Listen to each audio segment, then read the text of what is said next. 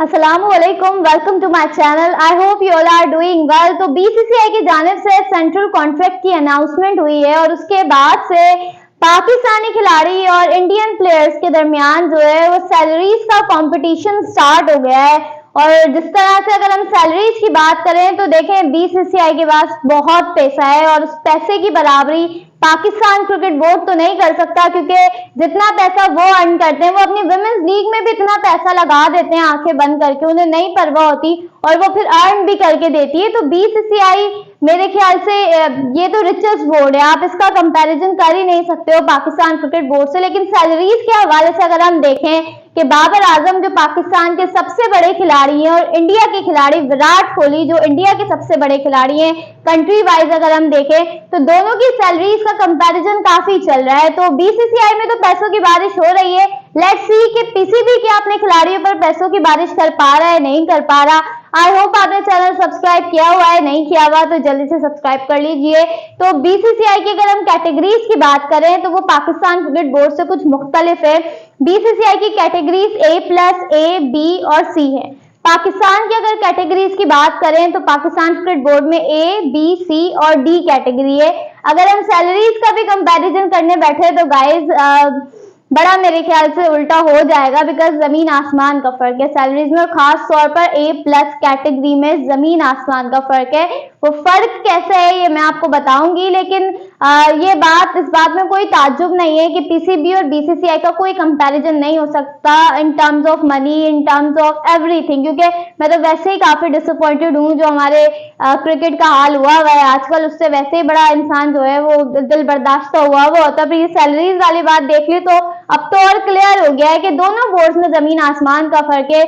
दोनों की अर्निंग में जमीन आसमान का फर्क है। पीसीबी चाहकर भी बिल्कुल बराबरी नहीं कर सकता। पीसीबी तो वो बोर्ड है जो अपने खिलाड़ियों को 2 से 4 महीने, 6 महीने, 8 महीने सैलरीज ही नहीं प्रोवाइड करता।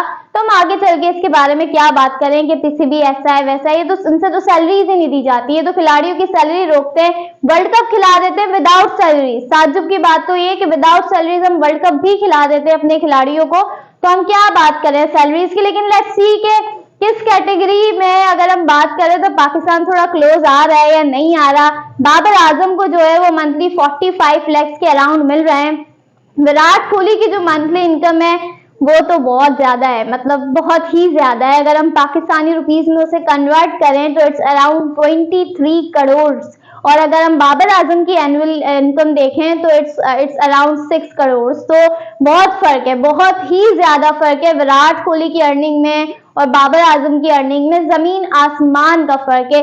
पीसीबी अपने हिसाब से मेरे ख्याल से सही पैसे दे रहा होगा, लेकिन जहां तक अगर हम बात करें बीसीसीआई की तो बहुत फर्क है। A+ और A कैटेगरी में तो बहुत बहुत ज्यादा फर्क है कि अगर वो फर्क हम बयान करने बैठे तो अजीब सी बात हो जाएगी और हम खुद मतलब अंदर से शर्मिंदा हो जाएंगे कि हम क्यों कंपैरिजन कर रहे हैं। लेट्स सी कैटेगरीज की सैलरी तो A+ कैटेगरी को जो है वो 7 करोड़ मिल रहे हैं इंडियन करेंसी में, जो कि पाकिस्तानी करेंसी में 23 करोड़ के अराउंड अमाउंट बनता है। जबकि अगर हम अपने A कैटेगरी जो हमारी सबसे स्पेशल कैटेगरी है उसकी बात करें तो वो अराउंड 6 करोड़ अमाउंट बनता है। तो आप देखें 23 करोड़ और 6 करोड़ कितना डिफरेंस है, मतलब इट्स मैसिव, बहुत बड़ा डिफरेंस है।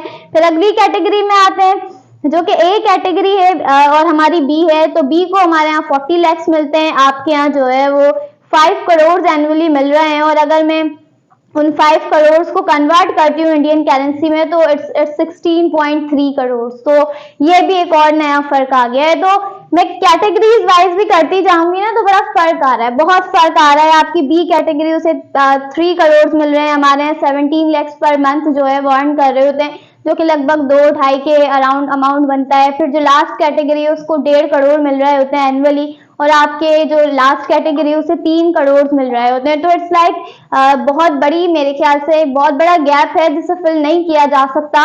और बीसीसीआई के पास बहुत पैसा है और वो देखिए इन्वेस्ट करते हैं, वो लगाते हैं पैसा तो उन्हें उसका रिटर्न मिलता है ना। आप विमेंस लीग पे देखें, पैसा लगाया, एक गैम्बल था, ये एक बहुत बड़ा गैम्बल था, लेकिन बीसीसीआई ने बहुत जबरदस्त तरीके से उसे कंडक्ट किया। फिर अगर हम आईपीएल की बात करें, फिर हम दूसरे रेवेन्यूज की बात करें, आईसीसी का जो रेवेन्यू मिलता है, तो बीसीसीआई हमसे बहुत ज्यादा, मतलब 4 गुना 8 गुना ज्यादा कमाता होगा हमसे। तो अगर हम अपने पर्सपेक्टिव से देखें तो हम अपने प्लेयर्स को अपने हिसाब से सही सैलरीज दे रहे हैं, लेकिन अफसोस की बात यह है कि हम टाइम पे नहीं देते।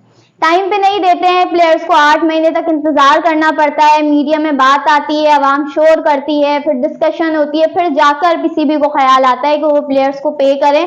तो ये चीज हमारे बोर्ड में मेरे ख्याल से काफी गलत है और उस चीज को ठीक होना पड़ेगा, अदरवाइज फिर ऐसे ही कंपैरिजन चलते रहेंगे। और आई होप के आने वाले जो सेंट्रल कॉन्ट्रैक्ट होंगे उसमें कुछ प्लेयर्स के लिए इंक्रीमेंट भी किया जाए, बिकॉज वी हैव सीन के काफी मेहनत करते हैं जो लॉयल हैं अपने कंट्रीज के साथ, एटलीस्ट उनको तो मेरे ख्याल से उसका रिवॉर्ड मिलना चाहिए, जैसे बीसीसीआई रिवॉर्ड दे रहा है जो टेस्ट खेलेंगे उनको। तो पाकिस्तान क्रिकेट बोर्ड को भी कोई ऐसा इनिशिएटिव लेना चाहिए। बहरहाल आप लोगों ने कमेंट करके बताना है कि जो सैलरीज का कंपैरिजन है ये सही है या नहीं है, ये आपने मुझे कमेंट करके बताना है। इंशाल्लाह अगली वीडियो में आपसे मुलाकात होगी, तब तक के लिए अल्लाह हाफिज।